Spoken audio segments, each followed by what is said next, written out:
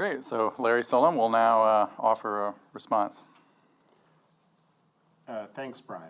And thank you to Mike and everyone here at San Diego for what is always a really, truly marvelous conference. So let me begin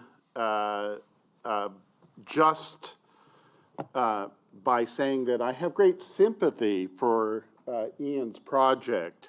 I think that there is a tremendous amount of value in trying to do what I take it is the core of his enterprise, which is to work out some of the implications for Wittgensteinian moves for the theory of legal interpretation generally and constitutional interpretation in particular. I was raised by Wittgensteinians, and in fact, this project, my originalist project, has its origins in a conversation with Rogers Albritton, the great Wittgensteinian, who pointed me in the direction of Grice many, many, many years ago.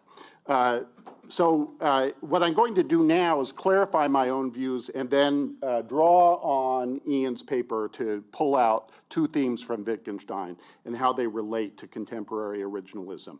So the remarks I'm going to make today are going to be sectarian, not ecumenical. That is, I'm going to be talking about my version of originalism and not the way that other originalists might respond to Ian.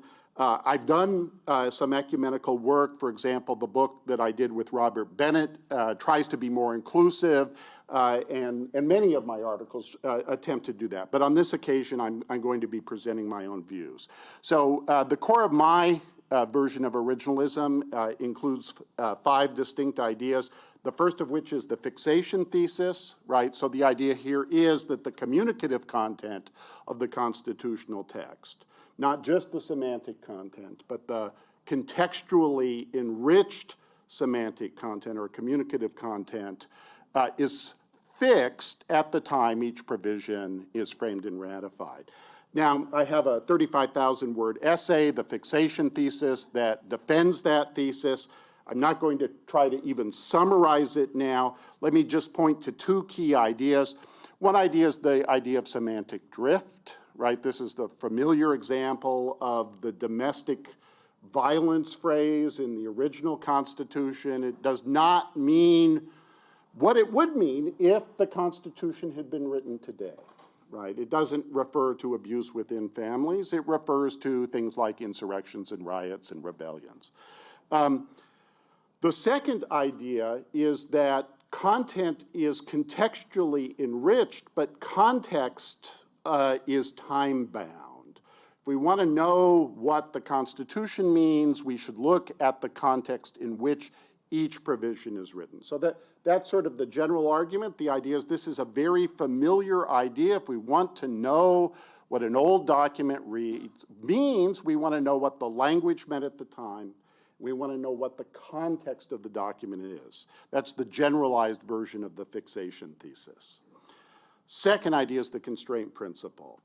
And my particular version of constraint is consistency. That is, the content of constitutional doctrine must be consistent with the original meaning of the text. And the content of constitutional doctrine must fairly reflect all of the text. Now, there are many overlapping justifications for the constraint principle. Different originalists have different justifications. My distinctive arguments are rule of law arguments based on rule of law values and the dangers of establishing a rule that the Supreme Court has ultimate interpretive authority not constrained by the text. I'm not going to make that argument now. It would take the rest of my time. But that argument is distinctive from Will Bode's argument and another argument that I have made in semantic originalism, that our practices reflect some version of originalism, and I'll return to that in a little bit. The third thesis is the public meaning thesis. This is the claim that the best understanding of original meaning is that it is the content communicated to the public by the constitutional text. That is the communicative content which is conventional semantic meaning plus contextual enrichment. The fourth idea is the interpretation-construction distinction. I'm not going to summarize it, but interpretation has to do with meaning, linguistic meaning, or communicative content, and construction is legal effect in the content of doctrine. Fifth idea is the fact of constitutional underdeterminacy, that is, that the constitutional text does not fully determine all constitutional questions. That creates what I call construction zones. Okay. Philosophy of language. I just want to say, philosophy of language did not stop with Wittgenstein, right? There has been a tremendous amount of reaction to Wittgensteinian ideas. Grice's views in the philosophy of language are sensitive to Wittgensteinian concerns, so some of the ideas that we find sort of traced to Wittgenstein and also to his contemporary Austin have been developed in many ways, and this is just too big a tale to tell in my remaining 4 minutes and 58 seconds. But what I would like to do now is not to tell you about the way contemporary philosophy of language critiques Wittgenstein, expands on Wittgenstein, but instead to develop two Wittgensteinian ideas.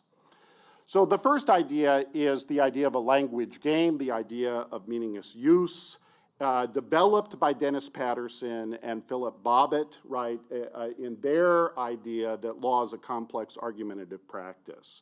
And so Will Bode's discussion today and my earlier discussion in semantic originalism is about the question as to what degree ideas that originalists affirm are implicit in our practice. And Will has made a version of that argument today.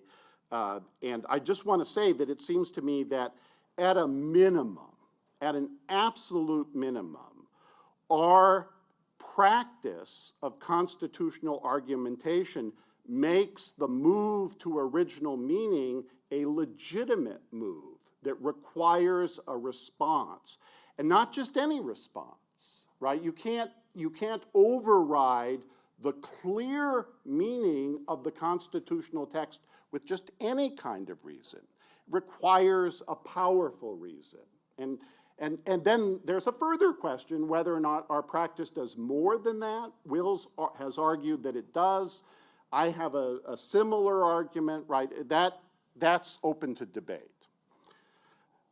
Second idea I'd like to talk about is that simply because law is a language game, that does not entail the conclusion that it's just any kind of language game, right? It's a particular kind of language game, and it is a game in which content, right, in which the communicative content of texts plays an important role. And so law is not like a Cummings poem, right? It has a different, this language game has a different purpose. Writing things down has a distinct purpose that's different than the purpose involved in writing poetry. Second thing I would like to talk about is the idea of family resemblance from Wittgenstein. Ian does not emphasize this, but this, I think, is implicit in some of his remarks and is an important Wittgensteinian challenge to certain originalist ideas. So what I would like to suggest is this, that some words or phrases that are used in the Constitution might possibly be underdeterminative in a variety of ways. There might be some true family resemblance concepts in the Constitution, that is, concepts whose extensions are not limited by a set of necessary and sufficient conditions for the application of the concept. Game is a word like that, right? And other provisions in the Constitution might involve multiple and incommensurable criteria. Reasonableness may be a word like that. It's multidimensional, and the dimensions are not commensurable. They're not all on the same scale. In other words in the Constitution may be vague or multidimensionally vague, right? That creates construction zones. But that does not entail that the meaning of such words is unmoored from their historical context, right? It means that they are underdeterminate, and the shape of their underdeterminacy is itself a historical inquiry. So just back now to the introduction to Ian's essay, right? So the two dogmas of empiricism, Quine's famous article. I just want to say this about the use of the word dogma. Originalists are especially unlikely to hold beliefs dogmatically because we have to defend every claim we make. In the language game of legal academic discourse, right? If you're an originalist, you're not used to getting your way just by asserting things and saying, we all agree. We can take it for granted. Thank you. And Ian, now take a few minutes to reply. Well, I apologize up front for the dogmas. That was perhaps too clever by half, right? I actually think there's a lot that, having heard what Larry said, that we agree on, more than perhaps I thought coming in. First, I want to make clear that it's not as though I don't think the practice is to first determine some communicative content of the language before we then construct a legal rule or whatever the distinction you want to make is. My issue is with the claim that communicative content is in some way non-constructive, right? That act of determining communicative content is itself constructive. There is a construction zone going on there as well, and it's not as though there is some analytic, pre-constructive truth about the communicative content of the language, whether that involves going back and doing a bunch of history and trying to play a foreign language game. It's like learning a foreign language without ever going to the country that speaks it, without ever speaking it to anybody else, right? That you have to do some construction to do that, and that's what I think happens in that sense. On the Wittgensteinian comments, I agree that it's different from a Cummings poem. The Cummings poem is in there as an illustration that we could have language games that don't rely heavily on intentions, right, where that's not part of the language game. I'm not at all suggesting that constitutional law is poetry. I'm suggesting that there are all different kinds of language games, and that we have a way of thinking about the Constitution sometimes that it is as if it's a conversation between the framers or the ratifiers and ourselves, and that's not what it is either. Finally, what else?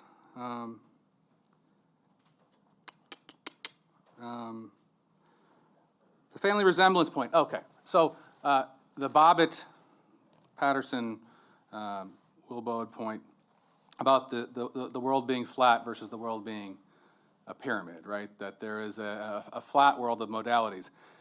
My take on that is not that Bobbitt or anybody else has a preference for the world being flat.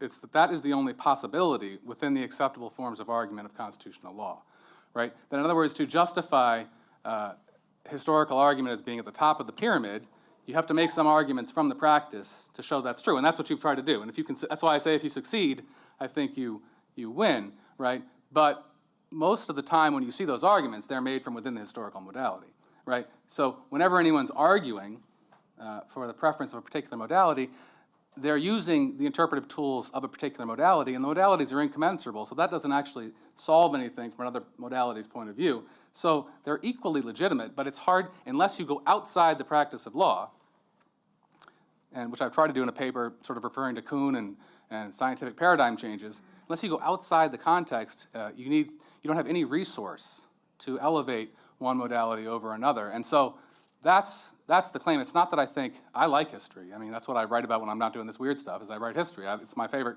form of modality to do. I just don't think we have the materials within the practice to claim that it is the strongly preferred or exclusive form of argument.